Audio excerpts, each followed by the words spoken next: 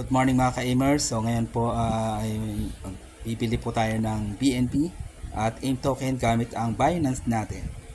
Okay, muli ako si Coach Horacio. Papakita ko sa inyo paano pumili ng AIM token gamit ang Binance. Okay, so punta po tayo sa Binance. So kung i-open natin yan po ay Binance, no?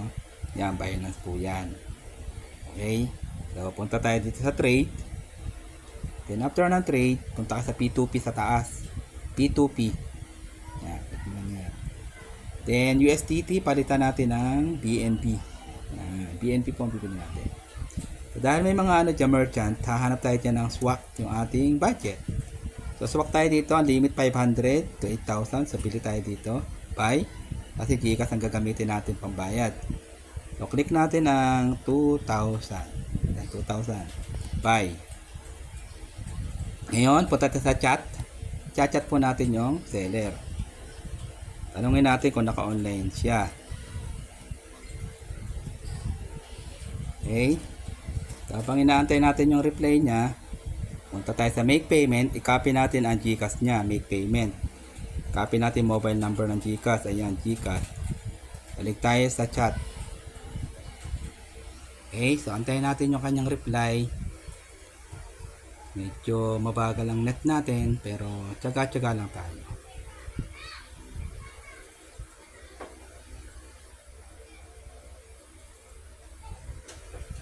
So, yan po ay matagal kasi 15 minutes yan bago yan makancel.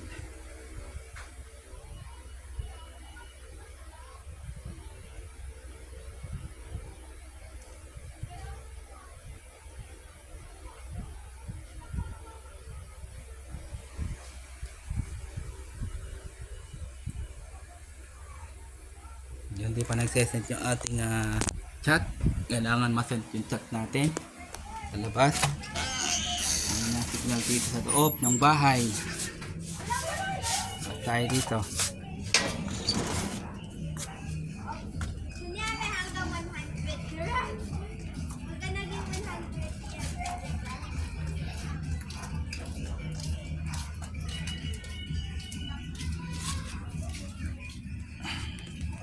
Uli natin siya.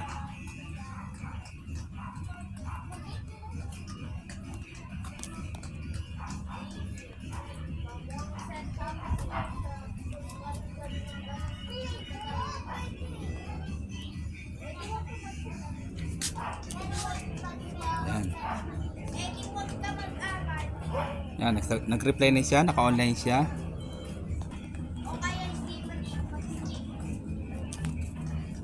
So, bayad na tayo sa Gcash. Punta tayo sa Gcash natin. Gcash. Ayun.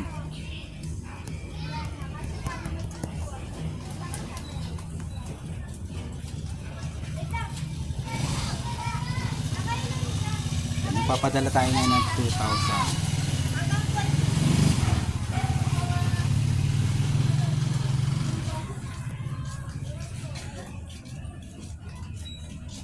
Send tayo. Press. So, paste natin yung number niya.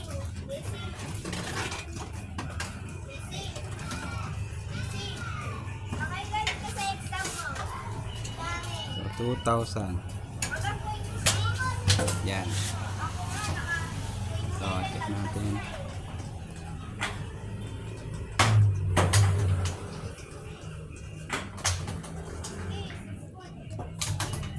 Yan, screenshot natin para may kopya tayo. So, balik tayo ngayon sa Binance. Balik tayo sa Binance. Yan.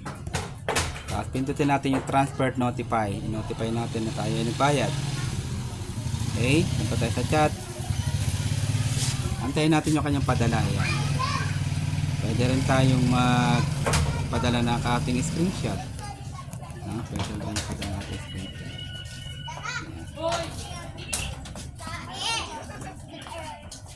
Okay. So ngayon, antayin natin yung kanyang padala na BNB. So, antayin natin yung padala na BNB. Okay. Nasa labas kasi ang natin. Ayan, antay-antay lang natin BNB niya. Para may pampili tayo ng AIM token. Gamit ang Binance natin. Antay lang natin yung kanya kasi meron niya mga OTP bago niya mapadala yung ating BNB.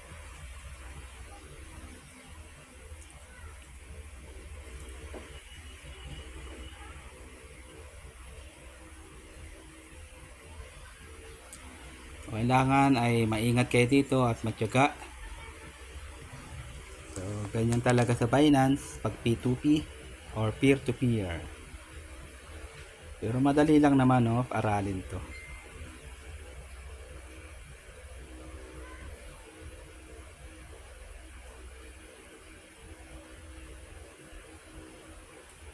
Mamaya papasok na yung BNB na binili natin. Antay lang natin siyang pumasok.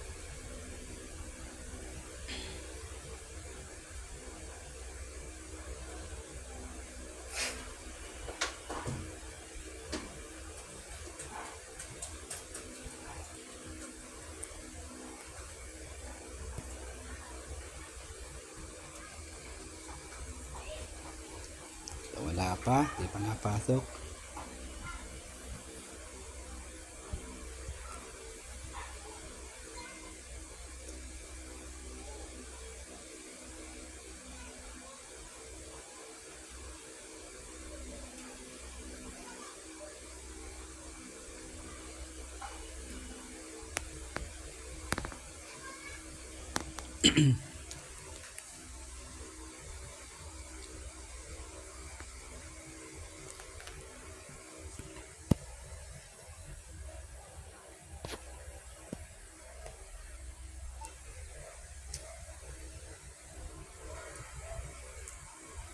Naka-offline na naman siya, no? Last seen 2 minutes ago.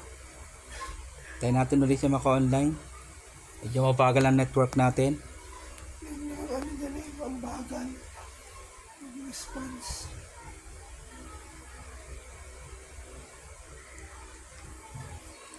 Meron pa naman tayo natitirang ano. Ilang minuto pa.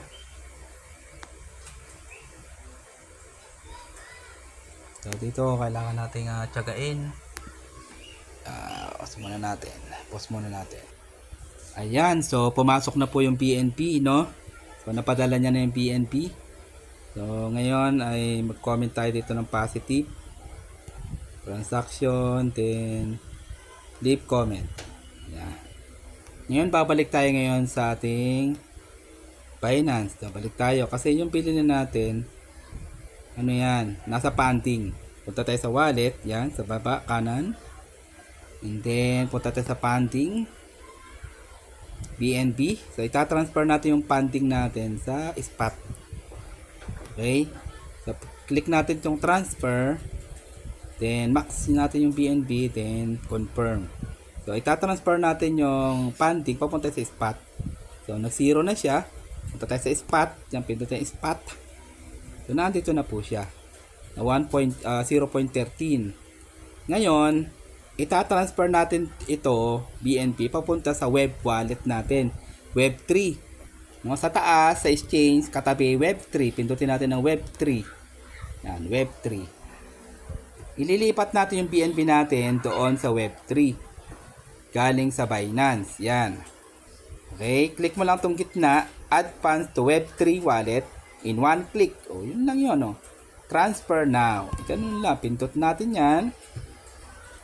And then, transfer. Makikita mo naman itong from Binance spot. Then, papunta sa ating web wallet. Then, i-max natin yung BNB. Then, withdraw. I-withdraw natin siya. Then, confirm. Confirm natin. Yung pinili natin. Yung, ganun lang kabilis, no? Na-withdraw na natin.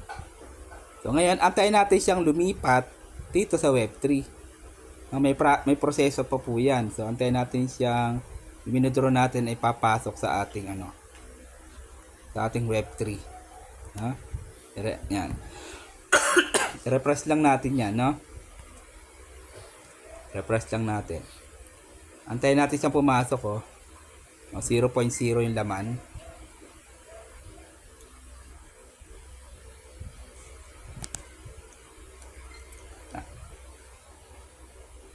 Yon. So, pumasok na siya, no? 0.14. Ayan. So, pumasok na siya. May laman ng BNB natin. Ngayon, bibili ngayon tayo ng excuse me, ng AIM. No? AIM token ang bibili natin. Okay? So, pili tayo ng AIM token. So, click mo lang tong swap sa baba. O kaya yung taas. O, lima sa dalawa. Mayroong swap sa baba. Mayroon ding swap sa taas. So, pindutin mo lang yung swap. O, ganun lang yung kadali. No? May BNB tayo sa USDT. So, palta natin ang USDT kasi hindi naman yan ang bibili natin. AIM token. So, palta natin yung USDT ng AIM token. Yan. Sa search, i-type mo lang dyan ng AIM para madaling hanapin. Type mo lang AIM. Ayan, lumabas na ang AIM token natin. No? Yan, click mo lang yan. Tapos, magta-type ngayon tayo dyan ng bibili natin. Hindi naman 1 BNB. Ang pumasok ay 0.13. Yung bili na natin. Ta-type natin dyan. 0.13. Ay, dami. Ba yan? 0.13. O, yan ang bibili natin. Na AIM. So, ang mabibili natin as of now is excuse me, 84,647. So, dahil meron yung gas fee, maliit lang gas fee sa Binance, meron po yan sa baba, minimum receipt, 83,000 eh, no? 83,800.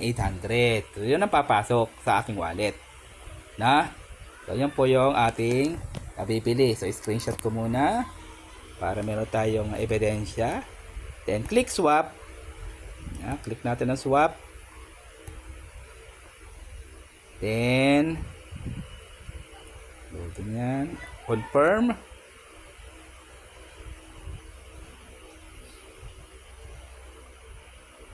Yun, ganun lang kabilis, no? So, dahil may code, pupunta na ngayon tayo sa email ko. No, kailangan ng pin code. So, punta tayo sa email. Sa email address. Kunin natin ang pin code. Ayan. Yun, pumasok na Web3 wallet. So, punta tayo sa Web3 wallet na chat ng email address. Yan. Ang verification code ay 45537. 455. Ayan, tatype lang natin dito. 45537. Yun. Ganun lang kabilis. O yan. Tan. O ganyan lang bumili ng M token dito. Napakabilis lang yan. Yan. Zero na yung mangyayari dyan. Yun, zero. So, pumasok na siya. Ayun, process. Ayun, nag-text na siya o request. So, pumasok ay 84,000. Madadagdag ngayon siya sa aking AIM. Ayun. No? So, yan yung papadala natin ng almost 83,800 na AIM token sa nagpabili sa atin. Okay, congratulations sa iyo. At itatransfer ko na sa iyo yung AIM token na pinipili mo sa akin. God bless you all mga ka-AIM Revive. God bless. Bye-bye. Salamat sa inyong lahat.